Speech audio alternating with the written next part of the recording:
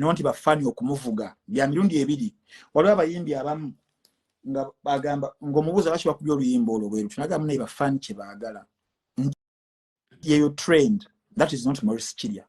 Maurice Chilia will believe in his craft, will give it time, will craft it well.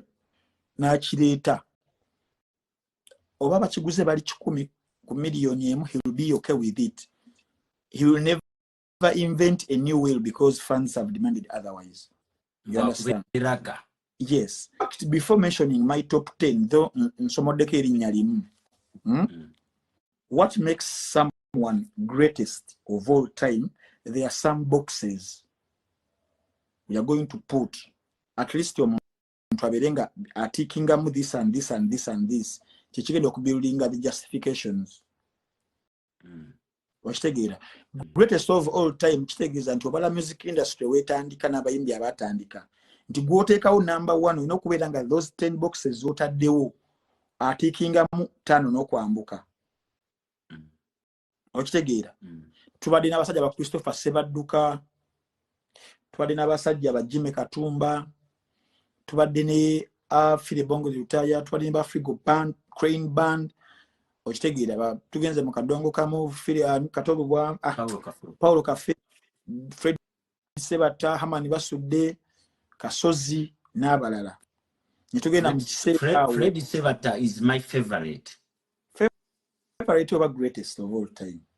I like his music. Njagala music of Fred Sebata. Is he your favorite of all time, greatest of all time? He's my favorite in Kadongo, come in the local music, like the way they call it. Do you know what your favorite, and the great? If you ever say greatest, it means you have to consider all factors, not Boyagala, your favorite. My favorite artist is GNL Zamba, but he's not my greatest artist of all time. Wenjagala Kumutima is my favorite, but it's not my greatest of all time. So, because there are some boxes that are ticking, what was that ticking? But there are others about ticking is really more. So, Osura you need to say about Taigondi, you know, favorite or greatest. The favorite is not the greatest. Favorite in a general kadongo kam. So, but the government is a factors as you someone too. Okuyisa banne na bira greatest acha sinze. Ogenda kubala ebintu nga longevity. Kuwangala, right? Yes. Nti kyakoze akikoze paka di oba banga kiri akikoze. For example, abagoberera omupiira, there is a guy eyajja ngavudde mu PSG 2000 nagenda munajoininga Barcelona mu 2002 after the World Cup ezali Korea and Japan nga bamuyita Ronaldinho de Assis Moreira. Ono alina amanya oyo yakola buli kimu kyonna ky'omanyi omuntu kyayinza okukola ku mupiira. Namulaba yafuuka TikTok, tava ku TikTok. Yawummula, is a bad guy. Yawummula. Naye ngamba we yali asamba omupiira. Yakola kyonna, but in a space of 5 years, paka 2007, prime ye nekomao. There came 2 guys, one called Lionel Messi Andreas. The other one is called Cristiano Ronaldo de Assis Moreira. I mean, Cristiano Ronaldo dos Santos. Ngavude mu Sporting Lisbon as mu United 2003 United ngamaze okutunda Beckham mu Real Madrid. Until right now Ronaldo alimu Al Nassr in Saudi Arabia. Messi alimu Inter Miami. Yes, but they are still bowling hard. The other year 2022 Lionel Messi atwala World Cup. At 35 years. Career starting in 2004.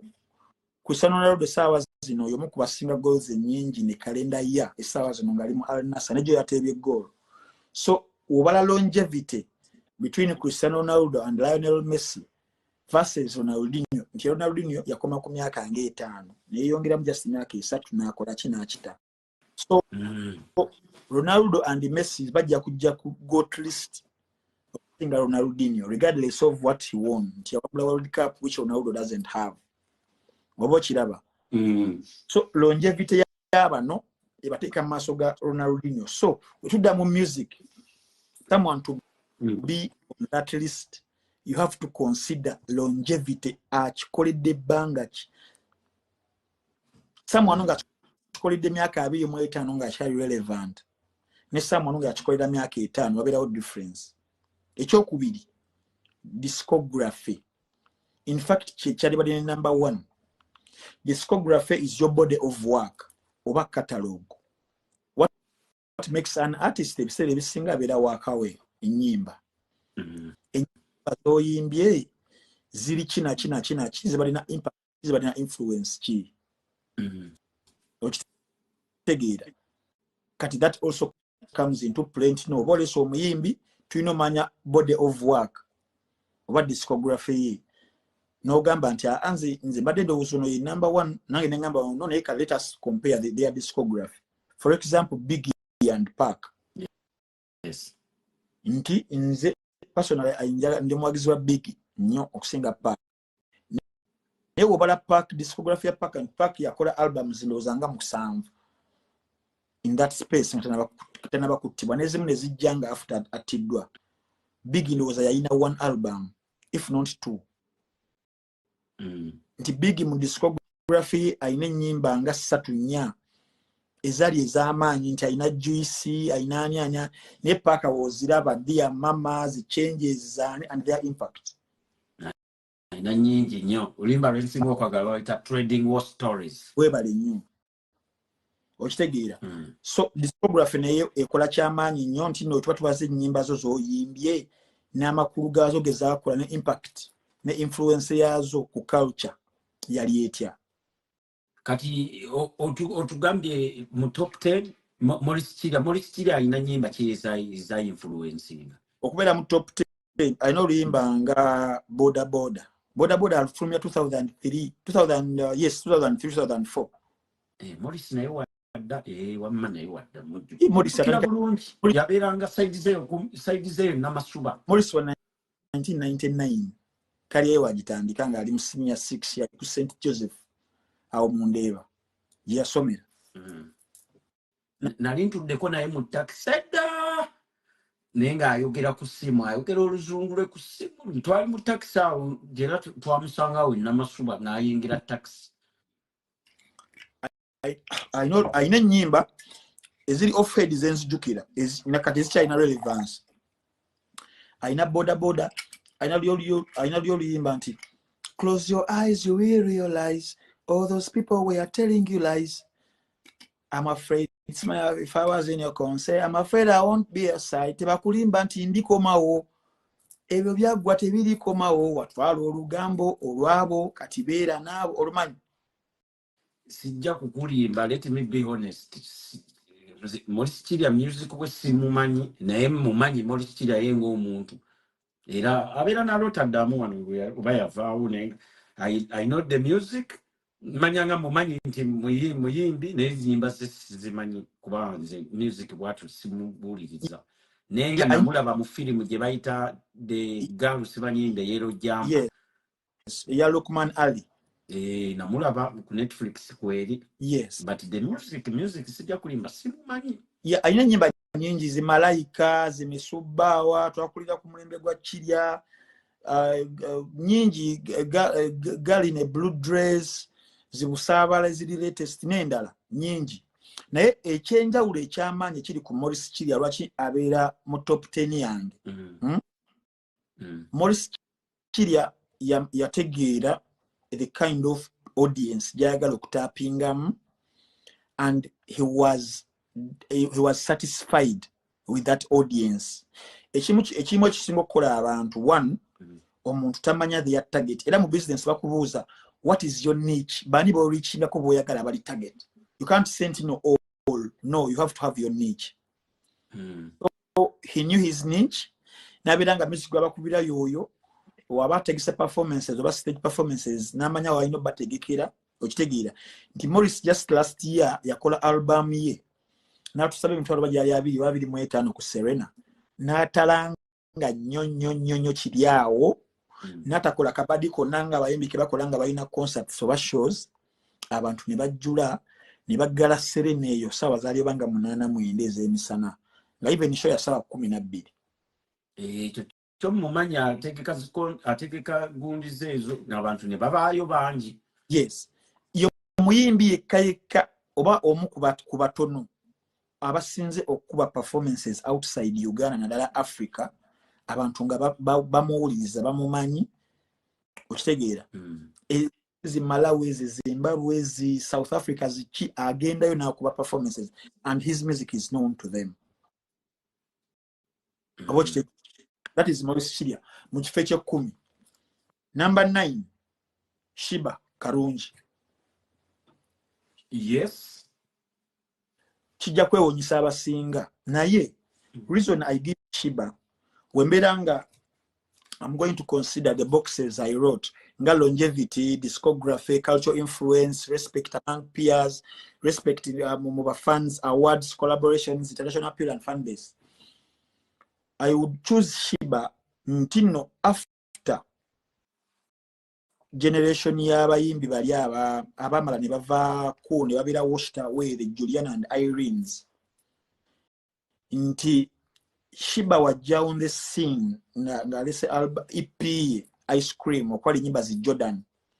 That was 2013.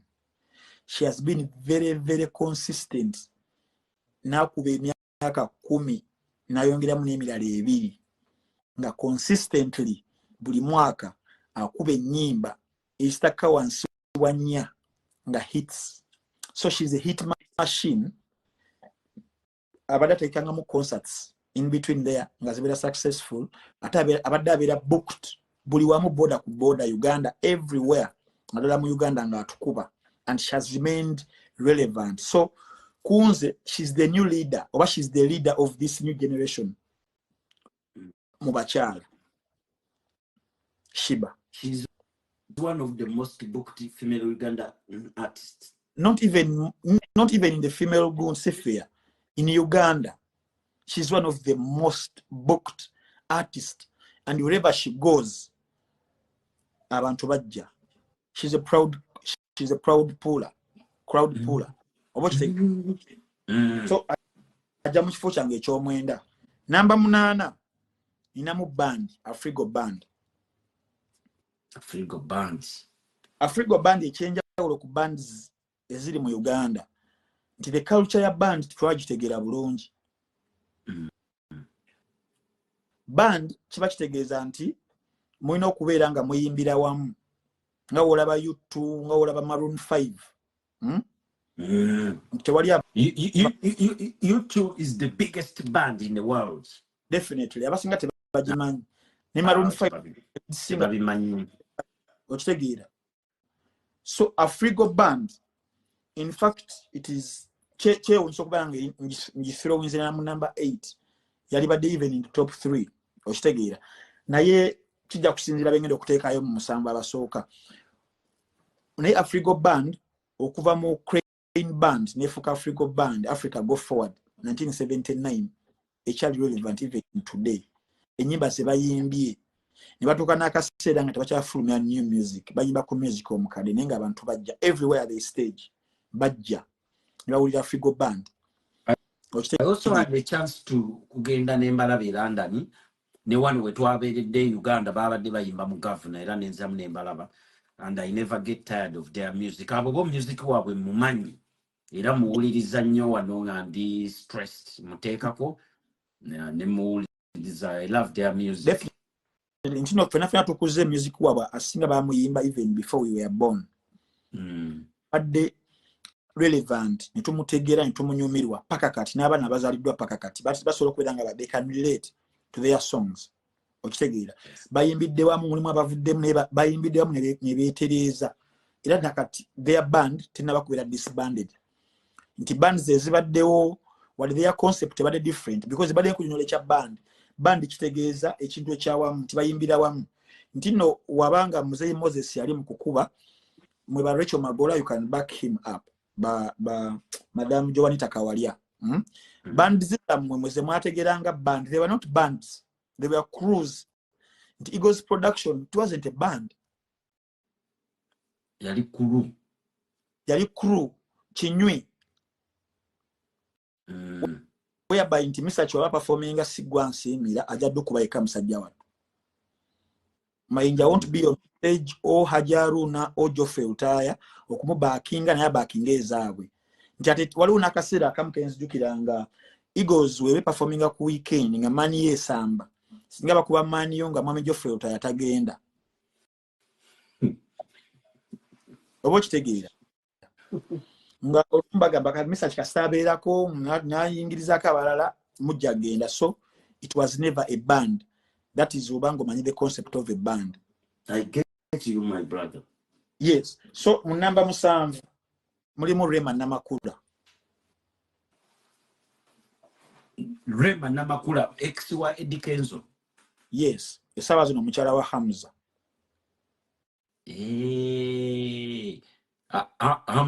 Hamza ono omusawo. Yes. Doctor. Same reasons I gave nga ku Shiba. Ne Rema okuva wakuba akajinga avudde mu Gagamel Entertainment Gagamel International ya Bebe Cool taddanga mabega. Ekyenjawulo kiri ku Rema Namakula takuba nyimba nyingi mwaka solo kuba oluyimba lumu 2-3 and that is the year for her.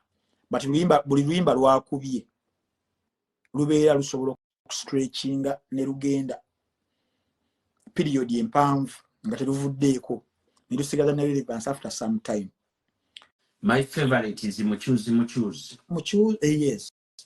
Joshua Mango. My favorite is Muchuzi. Yes. Nga ojeko all those boxes I put. Waliwo box ya uleyingiramu eya vocal ability.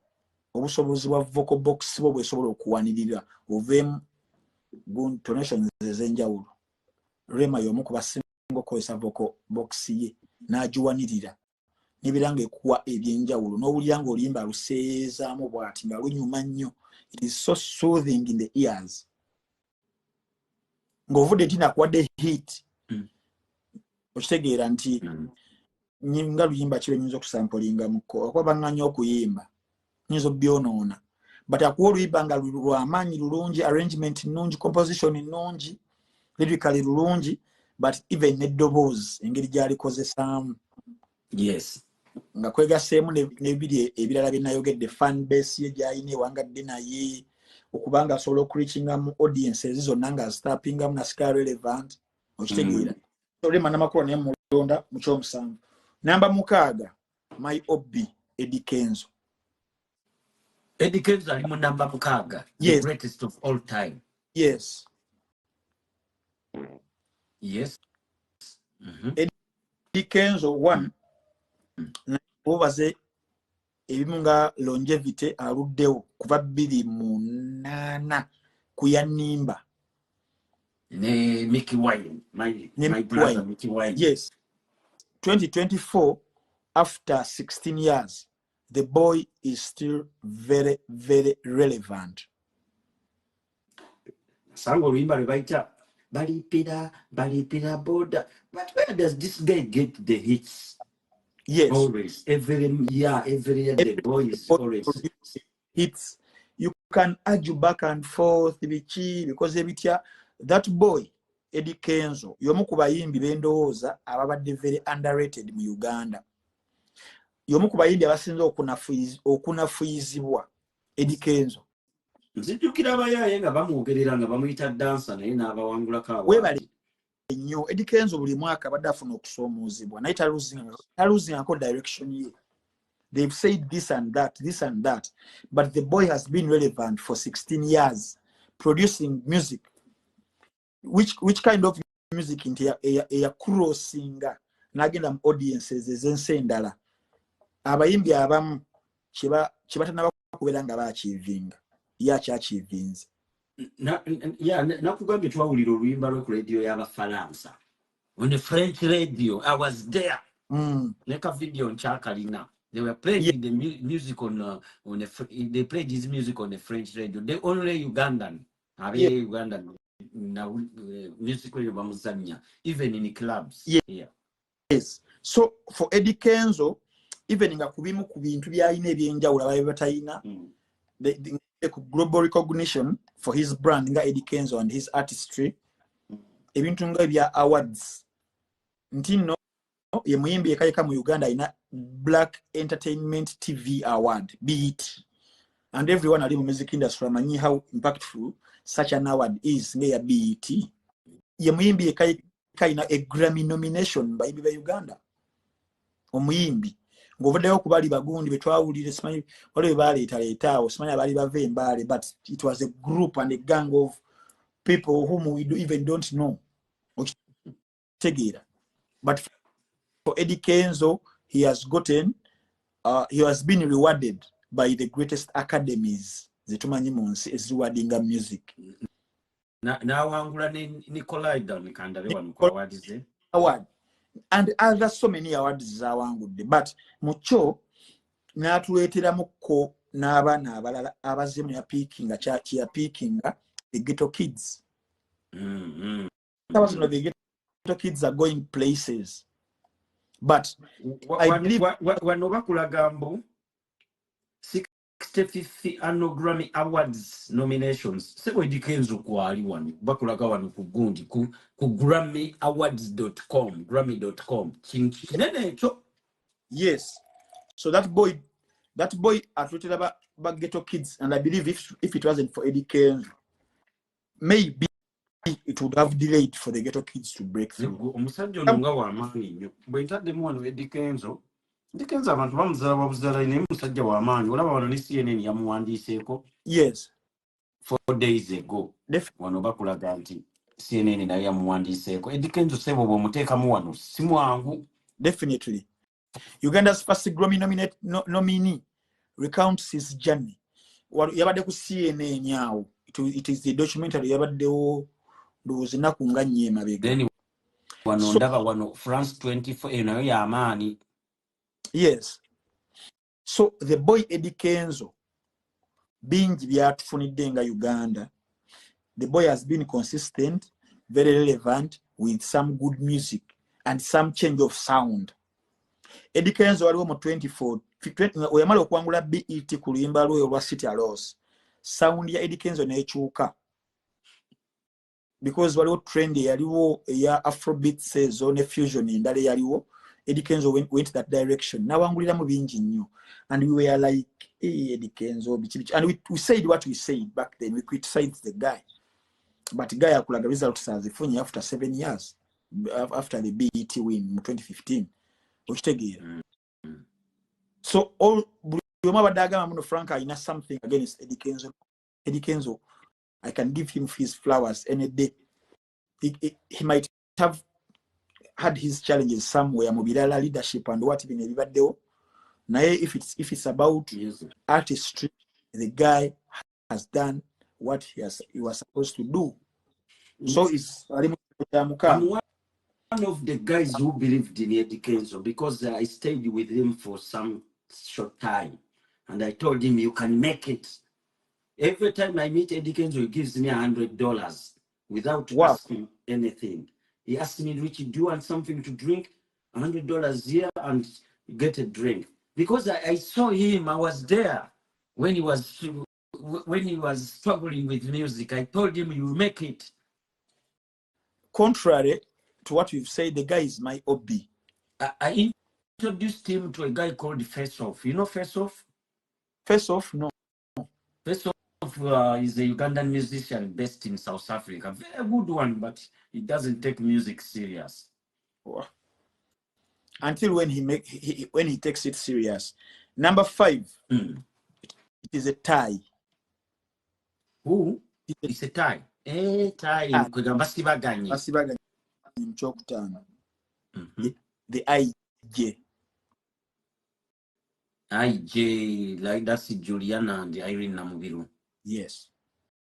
They are really good. They are both good. Ntino bano ababiri bakola kye bakola, their longevity eyinza okubeera tebadde ya banga ddene, but the music kubazanya yaba abakoledde that gap ya longevity nti music waabwe nakati sawa zino bakuba akayimba nga kalibatanya bakuba akayimba nga nkuweeki bakuba akayimba nga nabikowa obamba we this is relevant atenga ba impactinze nnyo abamu ku bayimbi bano metade ku top 10 nga Rema Namakula for example omuyimbi nga Irene oba Juliana ba influences abayimbi bangi abajidde mu katiba kaabwe so influence ba Irene Ntale ba Irene oba otandikira ku Rema Namakula nogenda ku Chosen Becky nogenda ku Irene Ntale abayimbi abasinga bayimba those love ballads ebisinga influence yaabwe evudde nnyo ku Irene ne Juliana. But even Irene and Juliana, their music go bazanya oba go bakuba mu that period yaabwe nakati sawa zinachali very relevant. Relevant man osobola osanga omuyimbi nga alina ennyimba 10 yes nga zibadde z'amaanyi naye nga teziwangadde ebbanga nosanga omuyimbi nga alina ennyimba 3 naye nga buli mwaka zikola amakulu. Omu ku best example bamuyita Lauryn Hill. mumanyi oyo Lauryn Hill abagoberera nnyo hip hop, she's the greatest rapper of all times with just one album, The Miseducation of Lauryn Hill, 1998. yawangula awards, Grammy Awards nyingi mu album. Grammy Awards bazaali in one night because of that, The Miseducation. Yagikola ngeri emu ngali solo, but omuzeeyo ke mabega nga akyali mu The Fugees gali ne Pras ne Wycliffe Jean. This photography yali yamanyi mu nyimba nyingi but zali impactful etono ze bali balina, and najirako influences z'aba rappers bangi abala. And for her, Lauryn Hill, she could rap very well and she could sing bulungi nnyo. Do you know a song called Killing Me Softly? Killing me something.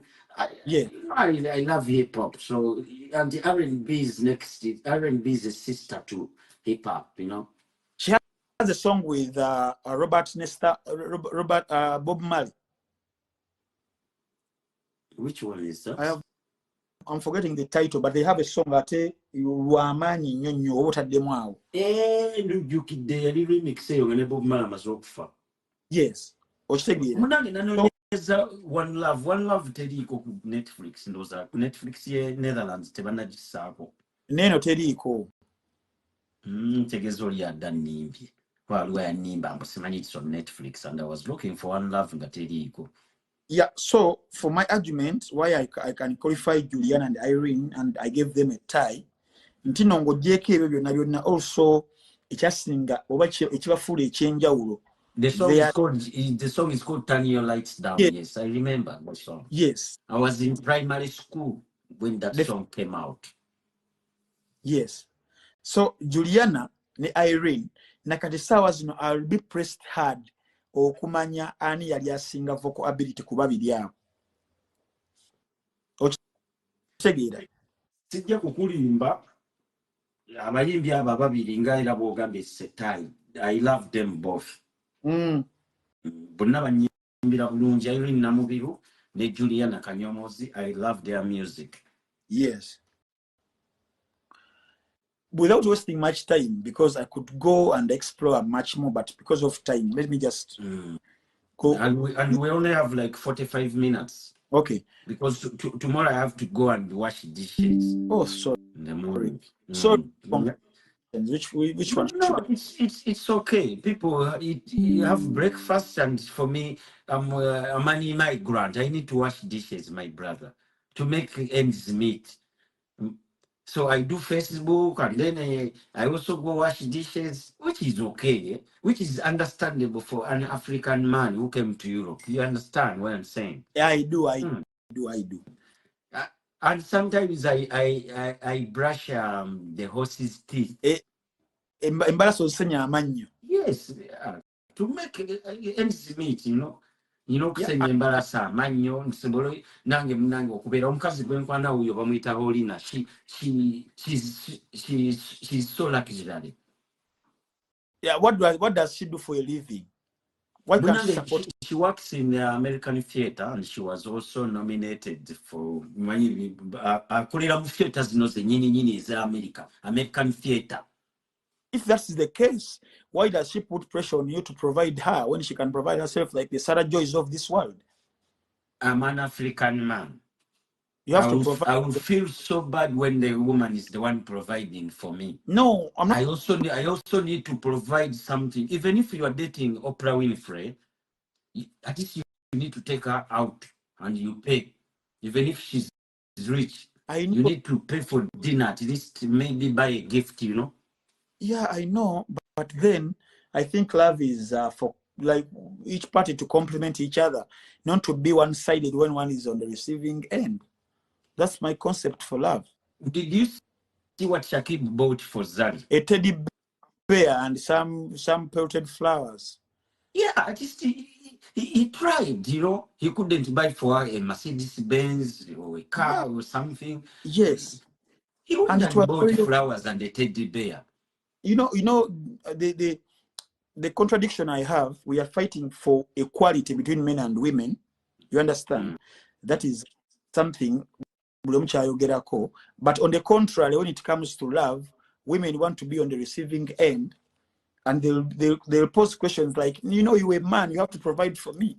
And yet on the contrary, they are fighting for equality. What man can do. You understand? But let us not go there.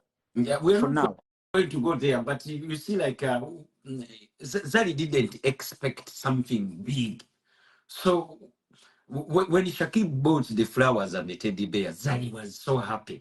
Yes, because but if it was Diamond, he would have bought something like a car, you know, maybe something big, you know.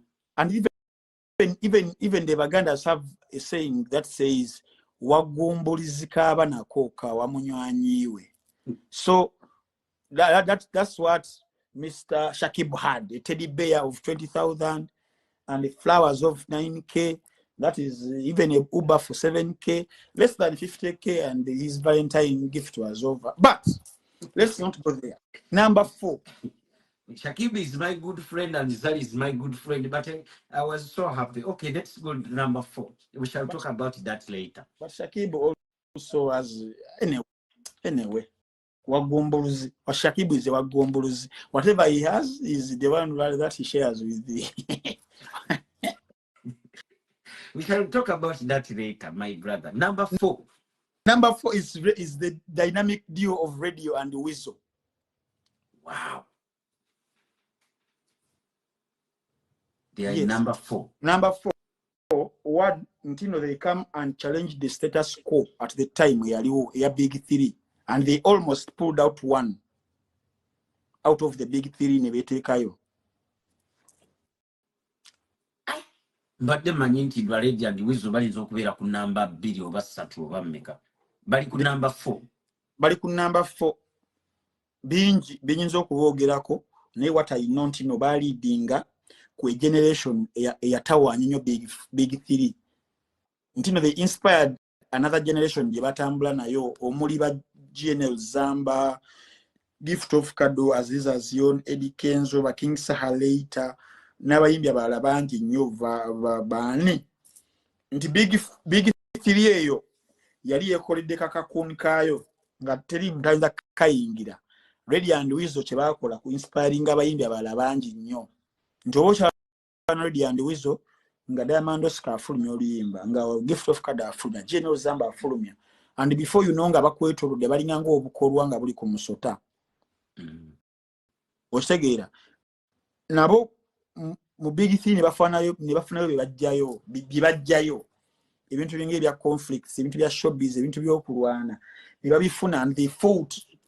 Ne bakusoka bakwata bebe kulu oyo ne bagenda mu hado naye ne bamuvaako n'okwata kamiliyoni naye omuntu gwe batakwatako yali Bobby Wine naye their impact was felt at a time gye bajjirako.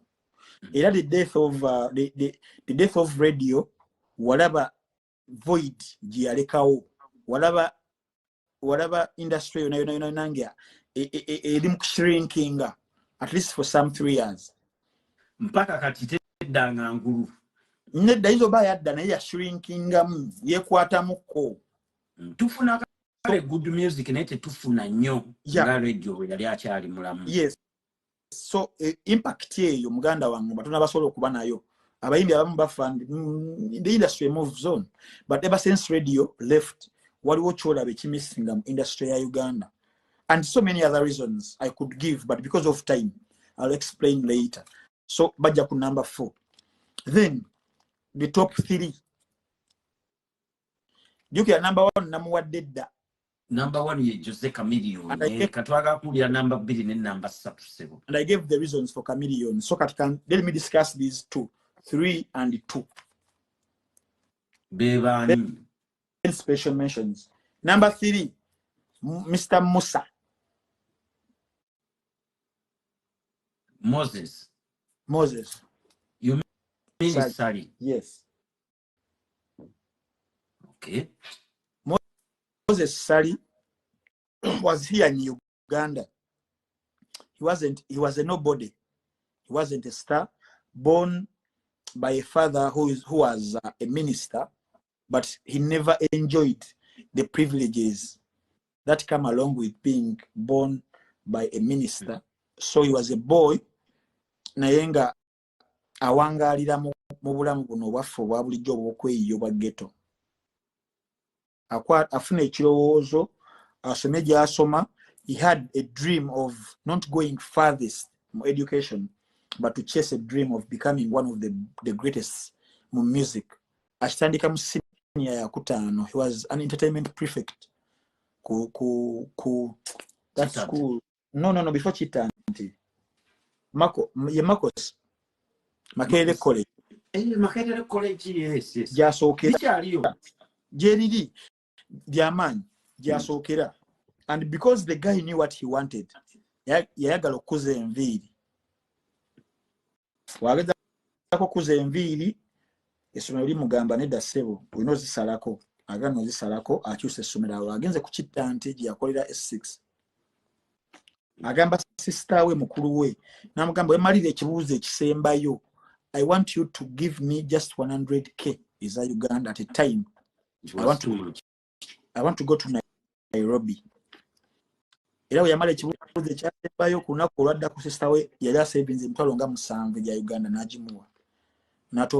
This is nice biography. Go on, yes. Mr. Ntambi. N'ayongerako n'agenda e Kenya. Bwe yagenda e Kenya ng'ayagala kutandikira career yeeyo okunoonya kisingako. And this is a guy eyagenda nga nesente zimuweddeko ayina ntono n'asula ku street. Bebe kune yasula ku street. Definitely ng'awaayo nusu nga 10 eky'e Kenya nga ziwa sikaali abeere ng'amuyambako outside of a hotel nga he couldn't afford a hotel. And n'atambula n'anoonya guy bali amuyita Mustafa yalina studios yayagala music but for passion. He went, introduced himself, introduced his ideas and his intentions, and he started recording music. But buli wamala okurecordinga music ngaddayo ng'asula ku street. Not until one time Mustafa we yamuvuga nga Mustafa amanyi this guy alina waasula mu hotel n'abako wamutuusa at a time nga sikaali yali abanja sente ze Bebe Cool za defaultinze. N'ayogera nnyo Mustafa n'awulira. Mustafa felt so disappointed because he never knew the guy on asula na ku street. He never told me. Mustafa paid the guy sente n'azisussa namu n'abuuza Sali lwaki tewaŋŋamba nti osula ku street. Sali n'amugamba ekyali kyandeeta wano kwali kuyimba. Nali sagala kuyingizaamu biri personal ebyange nti sinawe nsula. Guy n'amukwata n'amuzzayo ku studios we zaali nga it was an apartment nga waliwo ne rooms.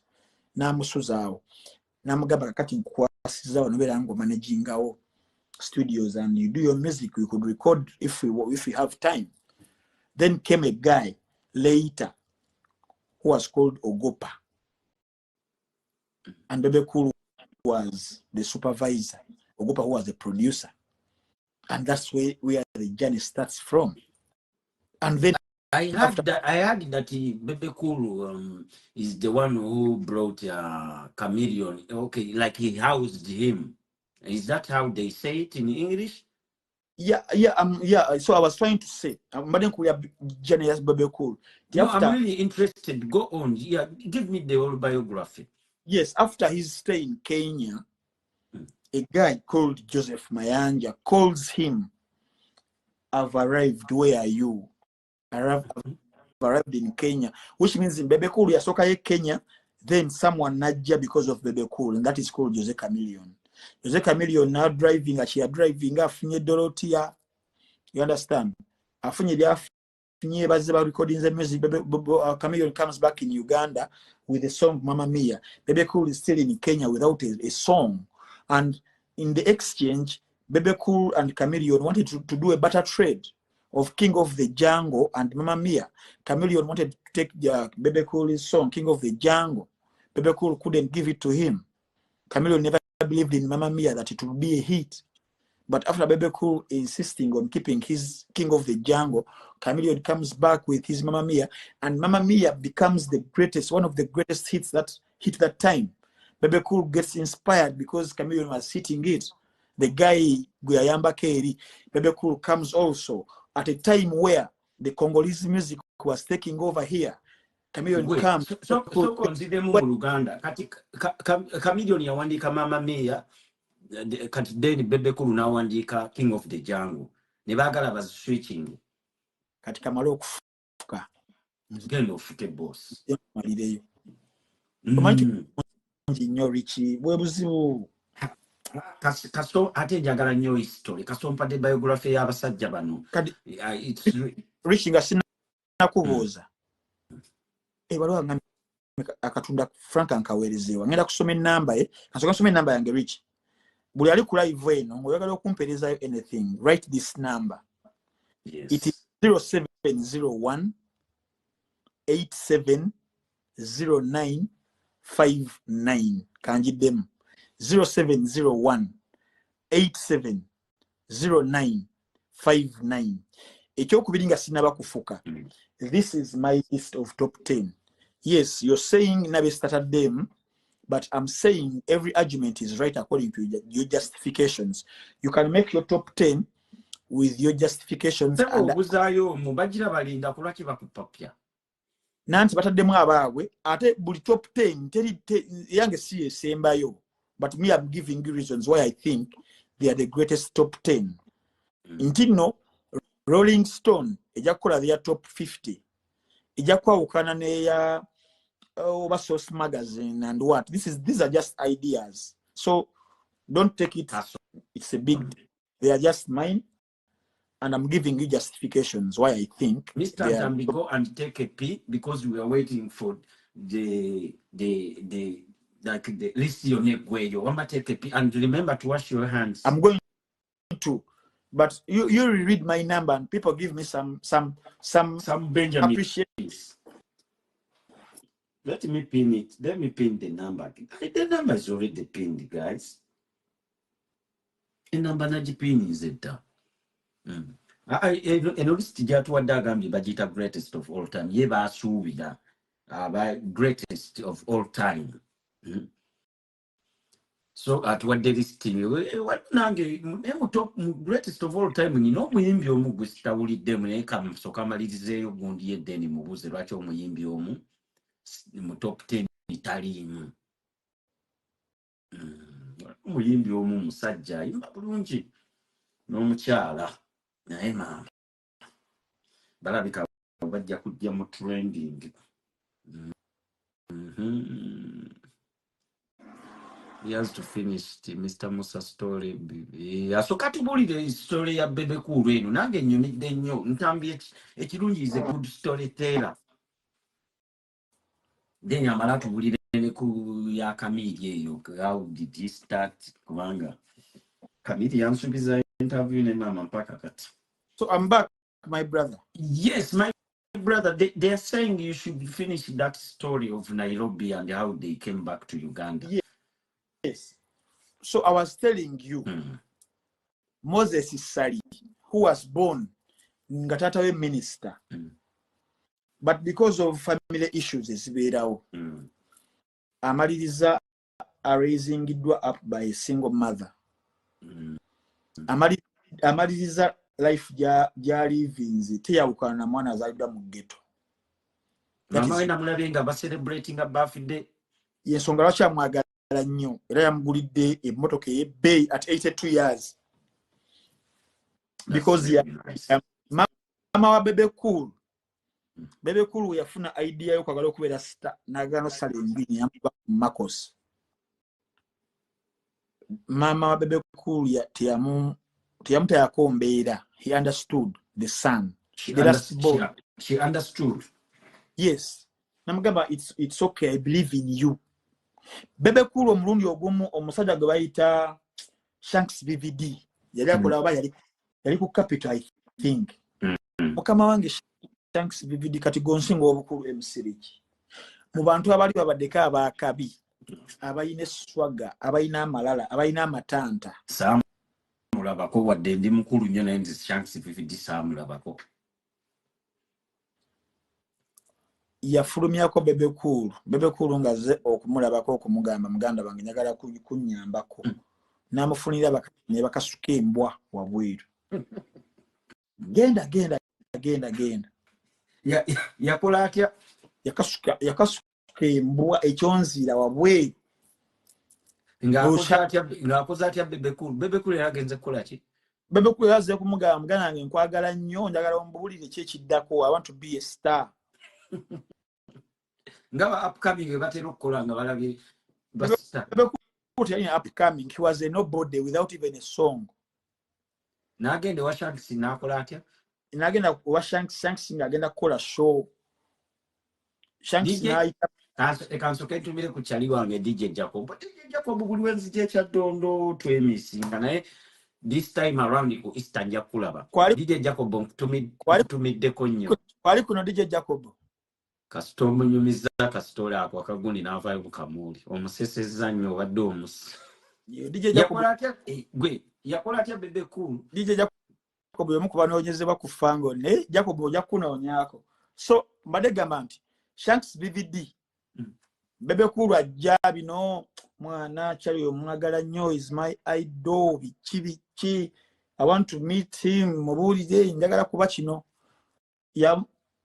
olwamulabako bakabidi bwegati. Shanks naayita security mufulumye embwa. Bebe Cool bamutwalira waggulu nga bakwata grenade ku traffic family ne bakasuka ekyonzira wabweru. Ebyaddala kati mwe muli baana etwaliwo gwe Shanks omanyi wama Bebe Cool mu stories Shanks taliimu. Shanks yali wambwa nnyo nga okiwulira. Sorry to say it's a slang. Yali wambwa. That's why his longevity teyawangala myaka giwera 10. Bana yali bano baserebu bana abajeewulire nnyo. Abajeewulira mukama akwasewo kafeemu. Nina TV presenter omu gwe nagenda okubuuzaako edda. Omanyi bino kwegamanga you are nobody ngera bwogambye. Omuntu ono ansanyusa nnyo ku TV kangende mubuuzeeko twali eyo ku beach eyo ku gundi ku Heritage Park. Omanyi bwe yangamba TV presenter. I just need time to be alone. I'm thinking so much. Nganyenze kumubuuza ko era akola ku WBS nga omanyi nga ndi fani ndi fala. Yali musajja. Charles Soyimuke. Si Charles Soyimuke. Yalone yatemeriza nnyo. Yakolanga jamu agenda yagisookamu. Musajja yankuba omwenda okuva ku olwo sikyabukira baselebrate. Ng'ovudde ekabaale wammwe. Nera nvudde kabaale. Nali nvudde wali eri kambucha ne ngamba omusajja muno bulijjo mulaba ku TV kange ne mubuuzeeko. Taata bakasuka Bebe Cool wabweru. Kazola is very nice. Kazola takuba myenda. Kazola friend. Shanks video ebikolimo bye yafuna byava ku Bebe Cool yakolima n'akaaba amaziga nagakisajja ebyadala Shanks ebikolimo byamukwata ebyemugamba muno simanyi ebikolimo ebikokota ebitakamunye byatakamunye ya Shanks Joka Mr. Frank ate yaddamu okufuna badde oluyimba wadde olufu gwe musajja watu bebe kulu bamukasuka eri naggwamu amaanyi yawe yaitalinayo wadde kayimba wadde musajja wattu naye nga yeegomba Shanks nganze bwe yeegomba okulaba ku Marshall Mathers era Marshall Mathers kana kendifuna embeera n'engende eyo Detroit Michigan gyawangalira nangoba njamukolimira nakubuli nze kati nasigaza omuyimbi omu gwendagala olabako yeriri wayini yekka Sean Michael Carter nze kati omanyi kye bayita Eminem omanyi weriva Eminem nga sinakuza ku Bebe Cool ni namba 2 ni namba 3 mu greatest of all time Eminem ojja kumumbuulira edda story enyume Bebe Cool bali abamukuba ebikono katono nyo ndakikemu Eminem kweriva ye Marshall Mathers initials ku Marshall Mathers it is M ne M so he combines M and M now andika M and M Eminem oshtegera M and M Eminem so watu Bebe Cool nagende Kenya ngayo nkubuulidde na struggle nagenda msoke kubuuze ono Bebe Cool agenda ogende Nairobi bali bamukubye ebikono e Uganda nyo nga tebamukiriza kuyimbira mu studio zaabwe ate nga waliwo studios ziyinza okukola kyeyali ayagala he knew what he wanted at a time. Now I get you why he went to Nairobi. So he goes to Nairobi without much money because nesene zabali bamuwadde wano zali ziweddewo zigenze mu transport nasigazaawo obutono asuzeeko awo nakonvinsinga asikali nja kuwangayo gundi bweziti nga takyasobola ku affordinga za hotel room nabeera ku bbala nga asikali waaba akuuma wano nga buyiwa wano ku street imagine. Yeah. And he had a problem of language barrier, I think, as well. Swahili yalimu obiseera by'obeera nga oli muto oyiga oluzungu yali alumanyi. Yes. Wamma obwongo bwabukwata mangu ennimi. Oluzungu yali alumanyi ne Kenya era oluzungu terukuyamba nnyo olina okuyiga kye boogera so oluswahili oluyiga lwa mpaka for survival. Era mpola so guy Chameleon badde nkubuulira nti no yamala n'ajja n'amusanga ne beekwasaganya kati badde nkubuulira ku buzibu bwa King of the Jungle ola Bebe Cool ni Mama Mia. Bebe Cool believed in his song so much and also Chameleon believed in King of the Jungle that at the time he wanted to trade his Mama Mia to King of the Jungle but ebyakatonda biba byakatonda nti oluyimba Chameleon watakkiriza Mama Mia ate lwe lumuwa footing ey'amaanyi luyajja nalwo e Kampala ne lukuba nakati nti okumanya lwakuba Mama Mia lumufunira sente empitirivu ennyo mu some campaign promotional campaign yaliwo olwa beverage company yemu nemuwamu sente empitirivu nnyo n'agula n'akamotoka lwe yasanga Bobi Wine ng'ali mu kukuba akagoma mu kisaawe kyakikko ekatwe awo ekibuye n'amuyisaamu akamotoka ke ng'ali mu performinga emisana. Bobi Wine felt so offended n'akubira Bebe Cool esimu n'amubudda ku kyali kituuseewo and that was the formation of Firebase, the first formation to fight Chameleon who had done some indiscipline against Bobi Wine bwe yasanga nga ayimba. Yamusanga ayimba akagoma Kamili.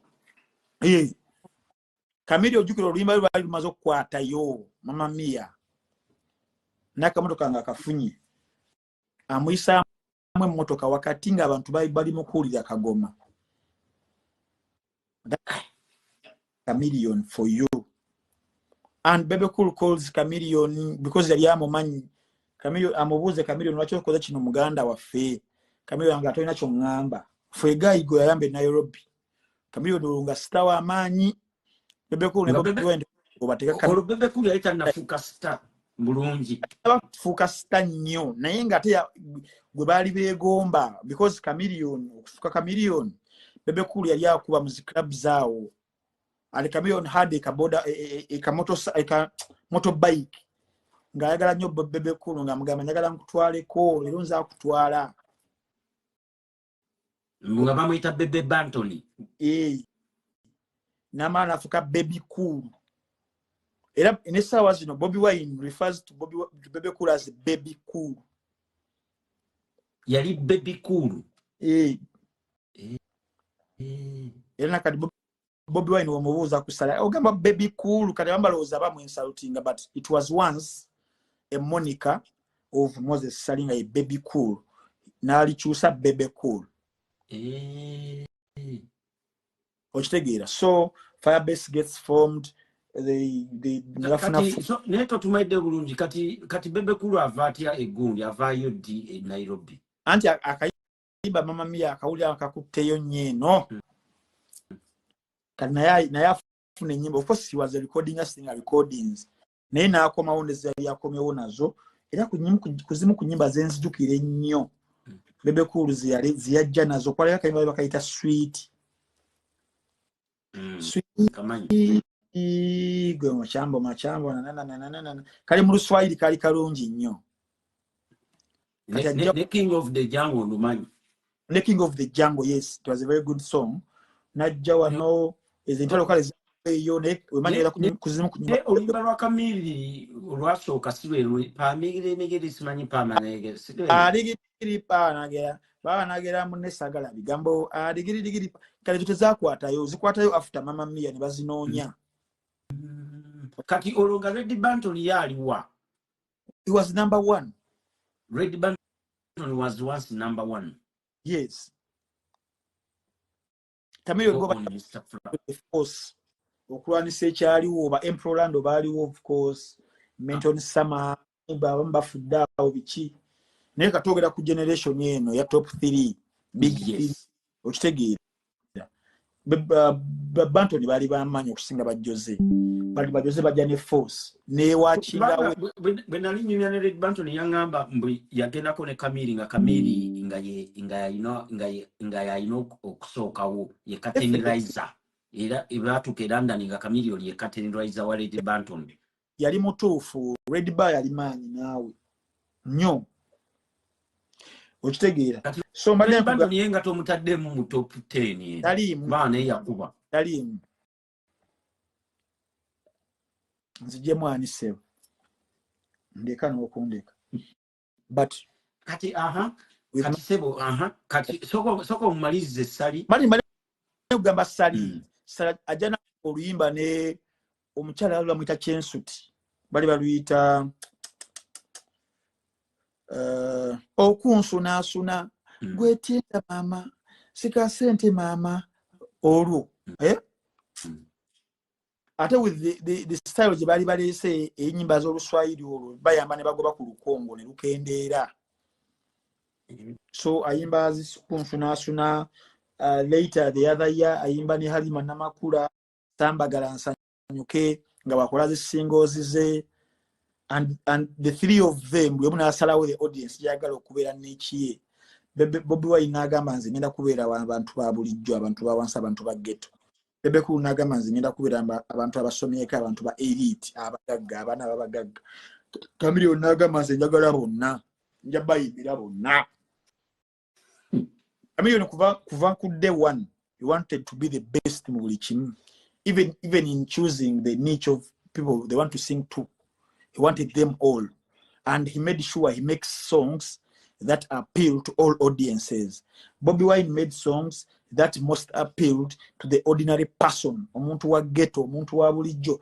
Bebe Cool made songs that most appealed to baana babagagga abasomya abalina mu kasente, and audiences were determined by that. Era bayimbira mpaka kati ye audience ya Bebe Cool ya abantu basomyeko, bantu bali awo bano oba bwe muyita simanyi ba uptown simanyi class simanyi oba kitegeera. There are so many stories I could say about those big 3 nyingi. We could take a day, but amidst of the discography of Bebe Cool enyimba ze nakati bazikyali appealing. Bebe Cool at a time nga banne bali Bebe Cool has been quoting a lot of controversies after controversies to remain relevant. Even in Taina Luyimba, he will be relevant. He will be somewhere in news. And that is the strategy for him. And his end of year list is always taken serious. Yes. Right now, the other day on Friday, as them na serious about Airtel, okujisuwinga, okomoba data way. That is sim for you. Be cool. Very relevant guy. So you walk to one. Owokubiri, of course, Bobby Wine. Yes. Bobby Wine yatandika atya. Bobby Wine okutandika kwe nti kubano banna abasatu ye yasalawo n'asooka n'akulembeza nnyo ebitabo okusoma. Because Bebe Cool ye akugamba nti yalina ekirowoozo ekyobuteeyongerayo ogenda mu college fe gye tuyita university level yaffe omanyi tetubyawula bulungi. You know what I mean. I know what you mean, man. I live in the first world country. Yeah. The colleges are our universities here. But regardless, for Bebe Cool, he never wanted to go farthest in his education. For Bobby Wine, he wanted to juggle both his art and the education. He has been juggling. A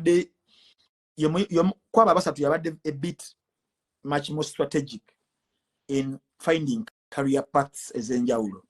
So he goes to Makerere, ngavudde gyavudde. Bobby Wine yasomera ku masomero 17 schools. Yali avudde Kittante we yagendera ku Makerere. Oba St. Francis. Yes. Yali avudde Kittante n'agendera. Naye mbadde gamba nti no mujja naye yasomera mu 17 schools because they didn't have money. Nga wabeera neyamugoba n'agenda ewalala nga life was about struggling. Taata we yazala abaana 36. Taata. Then mama who died in 1995 yabazaala abaana 10. Mama waabwe wafiira mu 95. Bobby Wine yali ku Lubiri SS, my former school. Era mama waafa sente ne zebula n'ava ku Lubiri n'agenda ewalala. And then janaye neebeera bwetu but n'amaliriza senior 6. Ali n'ayita bulungi. So he goes to Makerere n'asaba bachelor's degree mu yali MDT. No. Yali social sciences first. Era na concentrating on anthropology bichi, but after 1 year nga first year ye with the sente zibula. N'akomawo n'aloka asaba MDD by that time yali ku diploma. Okitegeera then n'amukola n'amumaliriza bulungi.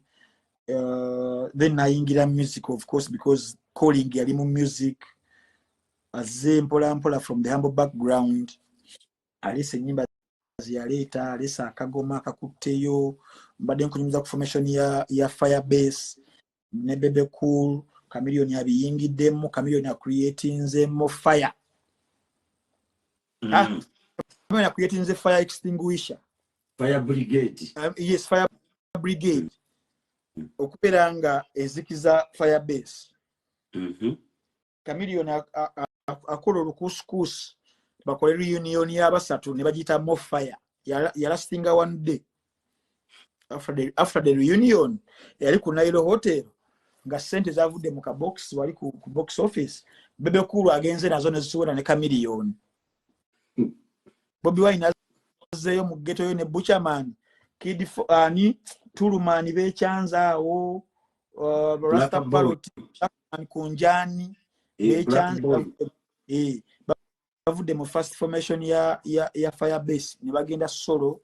Then the following weeks baswata jenze ne Butcherman baleesa abayimbi abato abalala Nubianly, Weatherman yali ne Nana bamaze okuyimba akayimba ka NNCC yange naawe seyeyo. NNCC yange naawe seyeyo. Tuyitamu obuyisi tulina yetugenda teba yo bali avo kati manya mutima nga bagutwa okamanya okajjukira. Jukira bulungi jukira nze ndi muntu wa Firebase sebo. Yeah. So we Firebase kuva dda. Tamani bakubye Wendi, Weatherman yamaze n'afa, Nubian of course baze Adam and Kawa, Juliana baze tata w'abaana mama Mbire and Axis ya boy nebirange yambuka ya Bobby Wine. Never Nubian bonna nga bajja nabalaba ssebo. Yes sebo. Ne nana yali asinga okunyirira mu Firebase. Maybe. So kati bangamba mbo akasada kamukuba mbu. Maybe I don't know sidanga mulaba. Naye there is a lot I could say about Bobby Wine. He has a very rich history, same as Bebe and Chameleon, but twina Budde Bonji, but he's my number second, Bobby Wine. Then my number one is Jose Chameleon, and Nakubulide Densonga. So extra mentions, Zigendeli, your Prince Paul, Job Kafero. Ntineye Kadongo Kam, Zenganze, he was my number one.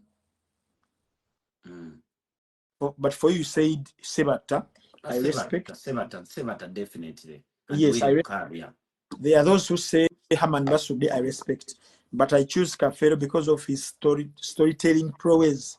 Which I believe he had a better penmanship than his compatriots. Yeah, what to know the Kubintu because Bobby Wine is number one. Kubanga Bintu Biakoze influencing about Dovi Bala. Kati wano badde mbala nnyo ku side ya music nga ye. Okitegeera era ne focus zange zitikinga nnyo mu music, not outside music. Okay, I get you. Yeah, if we mankola got list y'abalala gisobola changing but wano badde njogera ku music nga ye. That's why I chose Jose, then Bobby Wine number 2. So Bobby Wine is better than Bebe Cool. Not being better, but because of the boxes, but it is also debatable. Sagarachi.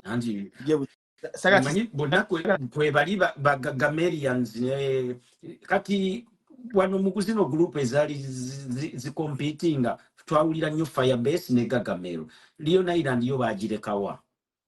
Leon Island nayo yali y'amaanyi naye obuzibu obwasinga okubeerawo ba challenge. Ababiri bano bakitegeera. Omanyi waliwo otegeera no gakisira kano k'amaanyi. Chameleon yali w'amaanyi nnyo nti mwali mulina okwegatta okkakuba. Era Bebe Cool yabuuka n'agamba nti akasajja kano kafuna sympathy y'amaanyi nga kali kokka. Ffe katukalwana babiri. Kyova olaba nti no Good Life wejjamu etuzanyira bulungi omuzannyo. Nedoko ekwata Bebe Cool ne bahasolinga ne batasolinga. Webuvako nekwata Chameleon. Chameleon we yamenyeka amagulu. Bali mu tasso and hustle y'amaanyi ne Firebase. Firebase negamba you cannot fight someone amenyesa amagulu. Chameleon katumulekete ya kula mutaya kombeera. Ne bakwata Bebe Cool. Kati ekibuuzo ky'oli omusajja we Denmark Henry Kitimbo ayagambye nti lwaki gundi Baketo Kids ne Bamasaka Kids waliwo n'abalala abo bayita ba Hyper Kids nti babawadde nnyo gundi hype ng'ate be bakyasinze okuraisinga fulaga ya Uganda mu entertainment industry. Tetuba tumaliriza nakyeto. Wow. Chiri a bit technical. Omanyi kati bine generation zikyuse nnyo nti had these tools eziriwo 2023-2024 zibaddewo ku bayimbi ab'emabega 20 years ago nabo baalifunye probably recognitions nga zino ze bafunye, but we believe tino bingi ebikyuse nnyo nti esaawa zino if you sent Ghetto Kids or Masaka Kids or Hyper Kids, they are recognized internationally than the Chameleons. It would be a bit far-fetched. Because bingi ebikyuse kakati olumu olaba abaana abazina abayimba, sometimes you fail to find something you can attribute to them kino.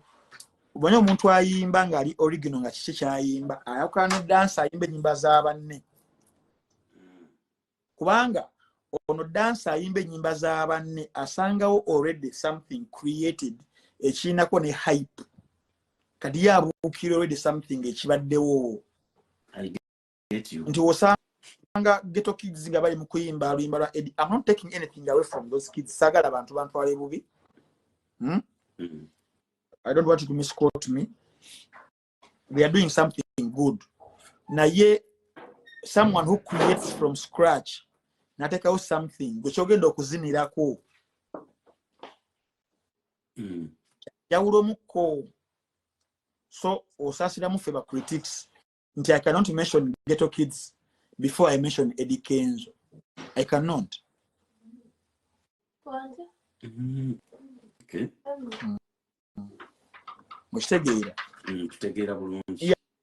Yeah, without taking anything away from them, let us respect someone who creates from scratch. The artist. Musician. Then the dancer comes, yena azinira ku kiriwo. Nti dancer, not at any time you are just running out of a hit. Togenda musaba hit. Kubanga yakola mu hit already ziriwo. Get you. Kwanga oluyimba lwabwe lwe basinga okufuna views nyingi lwa South Africa oli omuwala ayimba Jerusalem. Definitely. Nti already basangawo something already abantu ekibali mu mind yaabwe emotionally. Kati okay, yeah. Bimwe bijja kuba bya topic endala. Has it made any sense to you? So much. This is one of the best chats we have had tonight. Really so constructive and edutainment. Thank you so much, my brother. Zigenda kwera wano sawa ewo muzigenda wera munana wano tuzaida chikanya okwera sawa mukaga. But imagine European time. Nya tano mukaga musa 4 hours of a chat. Eno chat oyinza gifuna nani e Uganda wano ngeri this interesting. Biba byambo yedda abantu nabigezaako nga bantu tebali informed muntu byayogira ko tabimanyi talina example za kuwa nga ne storytelling teri gundi nga temuli vibe. Nebinemerera neŋŋamba kambaleke mpaka ndirinda Ntambi abantu batuli awo nga Ntambi otuusi. You came in the right time, man. Thank you so much. Wagenda okujja nga time yeyo yennyini olawo era omwana akugambe this is wonderful. But guys, musobola okusupportinga Ntambi, you know, omanyi ne Facebook ennaku zino etugamba if you want to support like the content creators or people to make more content, or either you can support through stars or through mobile money. Ntambi oyinza n'omutwalira embuzi oba enkoko n'enkota y'ettooke.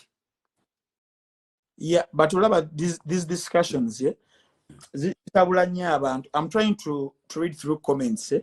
Mulimu agambye ono asoma akatabo ka Butcherman. Kakati fe abamawulire ebiseera ebisinga aboogera. We read a lot of interviews. Twogera n'abantu bangi whereby you can create or you can osobola okuŋŋanya information because we have a lot of work teaching the audience. Era nze findinga nnyo obuzibu nga nsoma comments mu bantu abamu but olumu obalekerayo nti no they are not informed. Okitegeera abamu basiru tebategeera, you know, tulisinga n'abantu nga tebategeererako ddala nga basiru, very stupid people, sorry to say. Olina gamba mbu oli mu kusoma mu katabo kooli. Of course information is gathering, you gather from different accounts. But it's the way you tell it. Yeah, and you come and tell your story. Yeah, because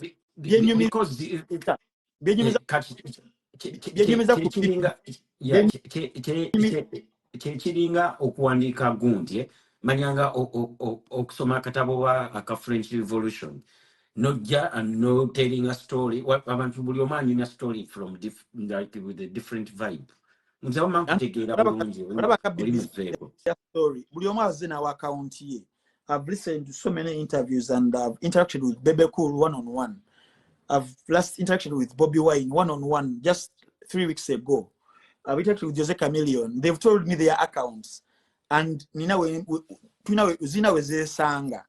and I'm telling a story and someone is saying, "Oye mukatabo ka butcherman koyogera." You know, you have some stupid followers on your show, but no, these ones are trespassers. The people who follow here, they are really so informative. That's why they still here. This is a luxury page, and so it's a travel page, and this it's guy a called him entertainment page. So these ones are trespassers who just came from somewhere. Padre Pio Semogerere, just an innocence character. Nenga we nagambye nti okumanya omugezi onuba n'abasiru era on your page nobako n'abasiru abamu. So we've gotten someone called Semogerere musiru muzibu. Sorry to say, I don't want to abuse people, but waliwo ogamba kisusse.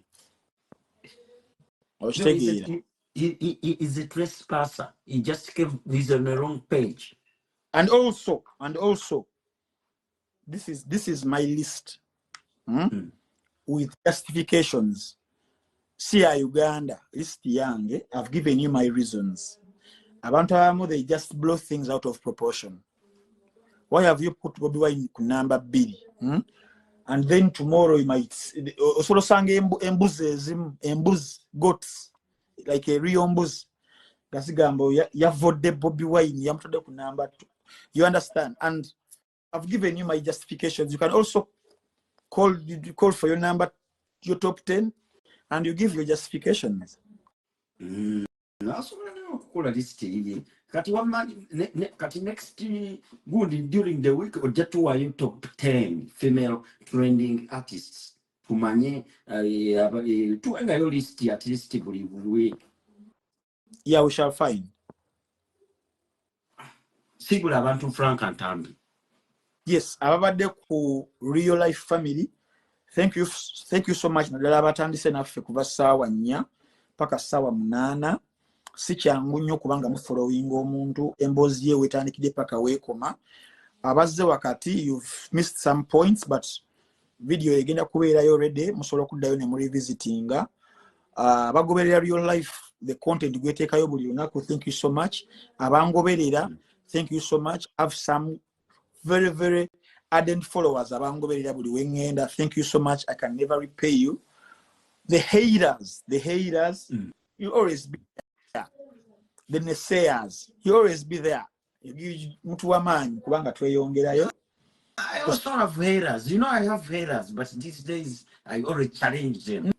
No, we have to have them to remain relevant. So even for you, the haters, manyi kiteri kinyumiranga ku hater kubeera nga akulaba nga tavaako na commentinga nga awulidde kyoyogedde, kitegeeza you're relevant to them. You understand? Namwe ba haters, thank you so much for hating. Abawadde advices ezenjawulo, thank you so much for that feedback. Utusobeza tusonyiwe, we shall improve. We are bound to make mistakes every day, but we are also bound to learn from them. Thank you so much. So hopefully mukama nga tuwadde obulamu tujja beeranga wano buli lwa Sunday, except for some instances ezitalinda, for some breaking news. We shall always be there for some breaking news ngevudde kunze njaggi breaking iranga wano ku real life family. So we expecting some adjustments, but every Sunday we shall be with you guys. Thank you so much for each and every one abadde ku live eno. Ate n'abaagala okutuukirira ennamba yeeyo basobola okutuukirira. I think it's okay with you to receive calls, yeah? Definitely calls, messages, ezingamba anything. I'll be very happy. I'm so humbled that you accepted to give us your time, like every Sunday. So I'm really so happy. May God bless you and have a good night, my brother. Thank you so much. All right. Bana mbade balabi balungi kamasibule nange nkyalina okugenda njoze ebintu. Mweraba. Bye. Mpaka ancha.